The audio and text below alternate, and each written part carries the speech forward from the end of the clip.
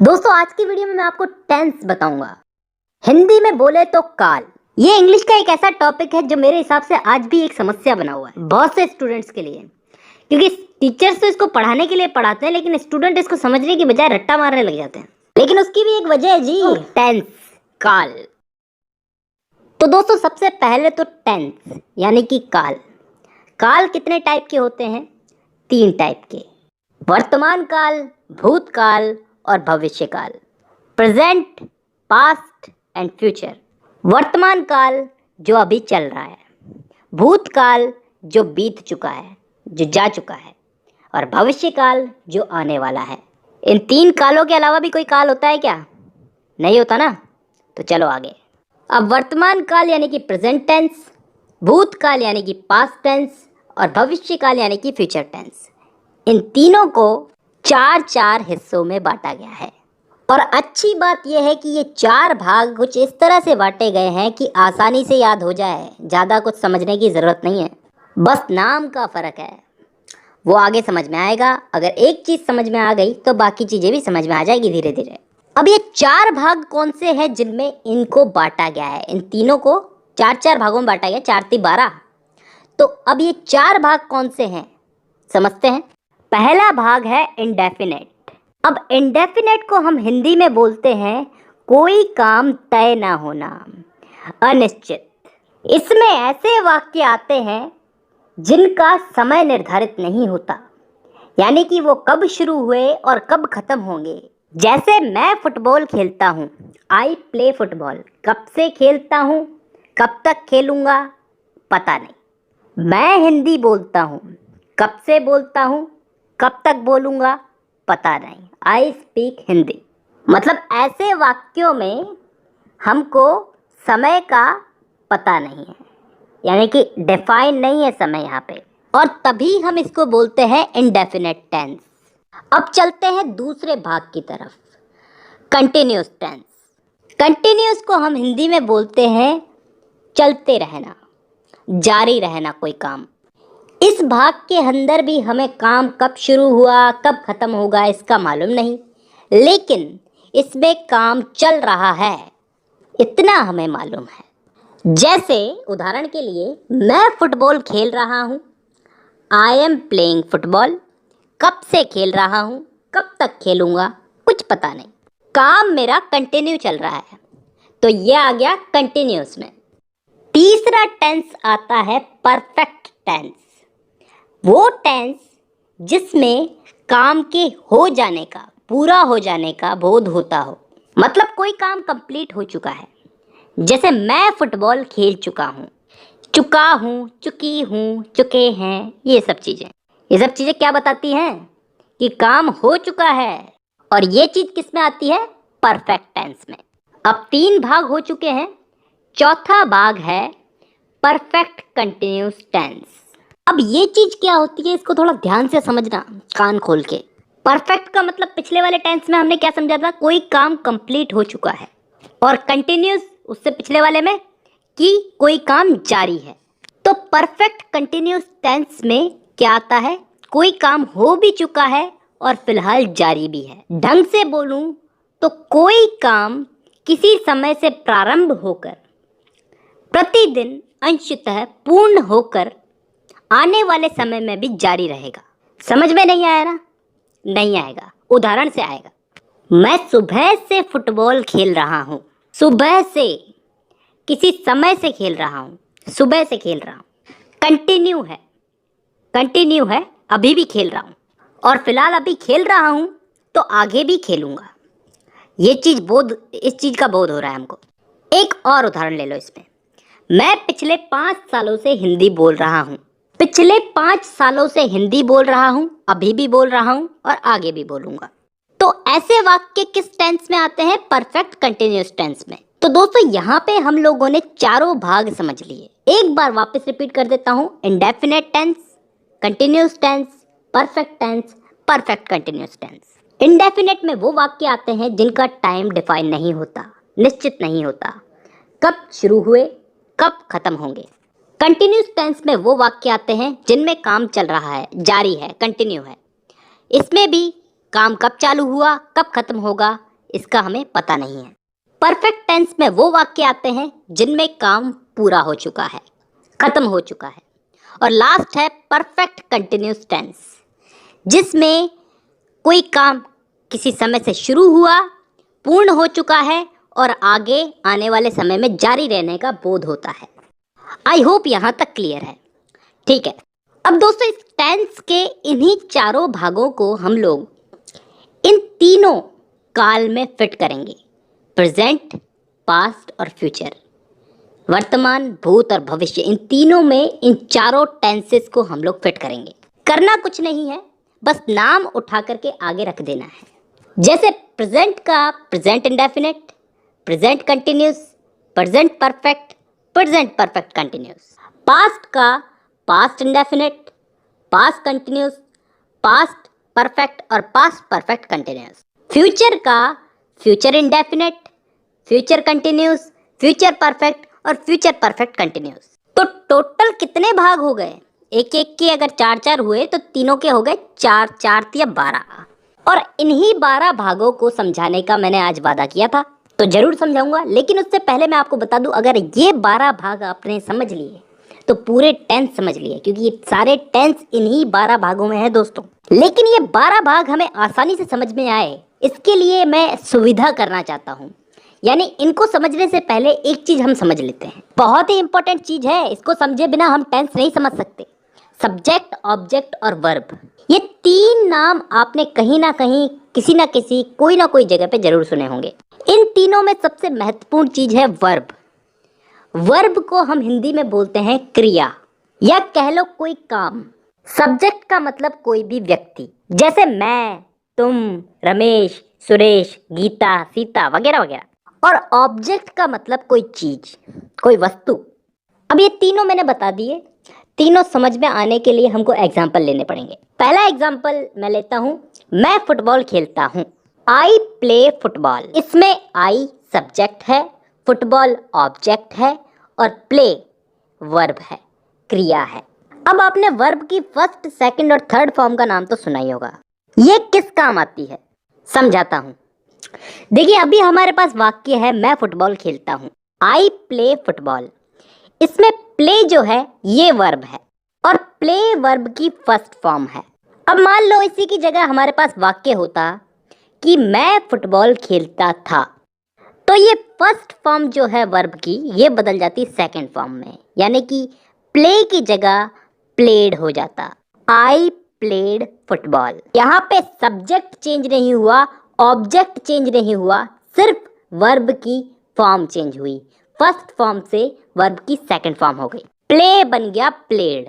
तो I played football, मैं football खेलता था। तो दोस्तों यहाँ पे सब्जेक्ट, ऑब्जेक्ट और वर्ब क्लियर है। सब्जेक्ट किसी व्यक्ति को बोलते हैं, ऑब्जेक्ट किसी चीज को बोलते हैं और वर्ब जो वो काम कर रहा है उसे बोलते हैं। अब हम चलते हैं हमारे उन टेंस के 12 भागों पे, जिन्हें समझने से हमें टेंस समझ में आएंगे। और इन सबको मैं एग्जाम्पल दे दे के समझाऊंगा, तो एग्जाम्पल्स को समझने के लिए सब्जेक्ट ऑब्जेक्ट समझना जरूरी था। तो अब शुरू करते हैं इन 12 भागों को समझना। अब यार पहले तो ये इंडेफिनेट वाले समझ लेते हैं, प्रेजेंट इंडेफिनेट, पास्ट इंडेफिनेट और फ्यूचर इंडेफिनेट। तो पहले हम समझते हैं प्रेजेंट इंडेफिनेट। हाँ, तो अब इसको मैं एग्जाम्पल दे करके समझाऊंगा। 3 टाइप के मैं आपको इसमें एग्जाम्पल्स दूंगा, अफर्मेटिव, नेगेटिव और इंटेरोगेटिव। जैसे हिंदी में बोले तो सकारात्मक, नकारात्मक और प्रश्नवाचक। और उसके बाद कुछ इंपॉर्टेंट रूल्स है वो याद करने हैं, उसके बाद ये भाग कंप्लीट। तो शुरू करते हैं। मैं किताबें पढ़ता हूँ, आई रीड बुक्स। यहाँ पे मैं सब्जेक्ट हूँ, किताबें ऑब्जेक्ट है और पढ़ना एक क्रिया है यानी कि वर्ब है। तो सब्जेक्ट आई, पढ़ने का रीड वर्ब रीड और object books, I read books. चलिए इसी को नेगेटिव में बनाते हैं। मैं किताबें नहीं पढ़ता हूँ, I do not read books. यहाँ पे ये डू नॉट क्यों आया ये मैं बाद में समझाऊंगा, लेकिन अभी इतना समझो कि यहाँ पे आई वही सब्जेक्ट, रीड वर्ब और किताबें बुक्स ये ऑब्जेक्ट। इसी का हम लोग एक इंटरोगेटिव एग्जाम्पल लेते हैं। इंटरोगेटिव यानी कि प्रश्नवाचक। क्या मैं किताबें पढ़ता हूँ, डू आई रीड बुक्स। चलिए अब यहीं से ही हम लोग नियम चालू करते हैं। सबसे पहला नियम ये कि यहाँ पे डू पहले क्यों आया।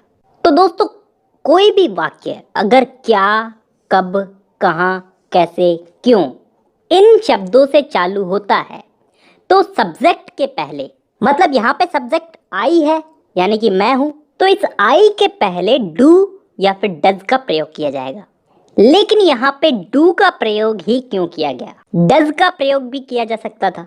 तो मैं आपको बता दूं, डज का प्रयोग सिंगुलर सब्जेक्ट के आगे किया जाता है, यानी कि एक वचन। यहीं पे इसी से ही हमारा दूसरा नियम भी निकलता है।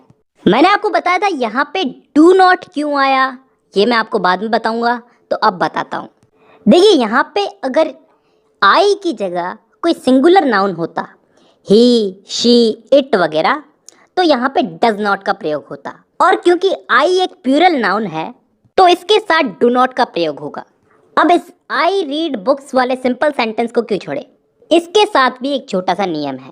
इसमें अगर सिंगुलर नाउन हो, ही, शी, इट वगैरह, तो वर्ब की फर्स्ट फॉर्म के साथ एस या ईएस जुड़ता है। जैसे he goes to college, he reads book. अब इन तीनों के नियम याद हो गए। अब लास्ट दो रूल्स याद करने रह गए इसमें। सिंपल सिंपल से ही है, समझ में आ जाएंगे। देखिए कभी भी कोई वाक्य हु, WHO हु से प्रारंभ होता है तो उसके साथ कभी भी डू और डज का प्रयोग नहीं होता। उदाहरण के लिए who goes to college, college कौन जाता है। एक और उदाहरण लेते हैं, हु मेक्स अ नॉइज, शोर कौन मचाता है। तो यहाँ पे हमने डू और डज का प्रयोग नहीं किया। अब एक लास्ट नियम और याद कर लो, कभी भी डू और डज वाक्य में कभी भी डू और डज हेल्पिंग वर्ब के रूप में यूज होता है तो मेन वर्ब के साथ एस या ईएस हटा दिया जाता है। भाई मेन वर्ब तो काम करना ही हो गया, खाता हूँ, जाता हूँ, पहनता हूँ, नहाता हूँ वगैरह वगैरह, और ये डू और डज तो हेल्पिंग वर्ब है ना, तो इनके लगने पे एस या ईएस हट जाएगा। अब चलते हैं हम पास्ट इंडेफिनेट पे। इस वाले भाग में भी हम लोग वही 3 टाइप के वाक्य लेंगे, सकारात्मक, नकारात्मक और प्रश्नवाचक, और उसके बाद इसमें भी कुछ इंपॉर्टेंट रूल्स, और फिर ये भाग भी कंप्लीट। देखिए सबसे पहले तो मैं आपको बता दूं, इस टेंस के अंदर कोई काम हो चुका है, बीते हुए समय में समाप्त हो चुका है, खत्म हो चुका है, उस काम को बताएंगे। देखिए इस टेंस का सबसे पहला नियम तो ये है कि यहाँ पे सकारात्मक वाक्यों में वर्ब की सेकंड फॉर्म लगेगी, सभी प्रकार के वाक्यों में। उदाहरण लेके मैं आपको बताता हूँ, तुम हिंदी बोलते थे, यू स्पोक हिंदी। यहाँ पे सब्जेक्ट है यू यानी कि तुम, ऑब्जेक्ट है हिंदी, और स्पीक को हमने स्पोक में बदल दिया। स्पीक यहाँ पे वर्ब है ना, बोलना, तो वर्ब को फर्स्ट फॉर्म से सेकंड फॉर्म में बदल दिया, स्पीक बन गया स्पोक। अब यहीं पे ही हम लोग इस वाक्य को नेगेटिव में बदल के देखते हैं। करना कुछ नहीं है, तुम हिंदी बोलते थे को तुम हिंदी नहीं बोलते थे, you did not speak Hindi. अरे यहाँ पे डिड नॉट जुड़ गया और स्पोक बन गया स्पीक। हाँ यही तो नियम है, नेगेटिव सेंटेंस में सब्जेक्ट के साथ में डिड नॉट जुड़ता है, कैसा भी सब्जेक्ट हो, सिंगुलर हो या फिर प्लूरल हो, और डिड नॉट लग गया तो फिर वर्ब की सेकंड फॉर्म हो जाएगी फर्स्ट फॉर्म, स्पोक बन जाएगा वापस से स्पीक। देखिए दोस्तों डिड जहां भी जुड़ेगा, डिड जहां भी जुड़ेगा वहां पे सेकंड फॉर्म फर्स्ट फॉर्म में बदल जाएगी। अब इसी को ही हम इंट्रोगेटिव में बदल के देखते हैं, यानी कि प्रश्नवाचक में बदल के देखते हैं। तो कैसे बोलेंगे इसको, क्या तुम हिंदी बोलते थे, डिड यू स्पीक हिंदी। तो दोस्तों अब यहाँ पे डिड पहले आ चुका है।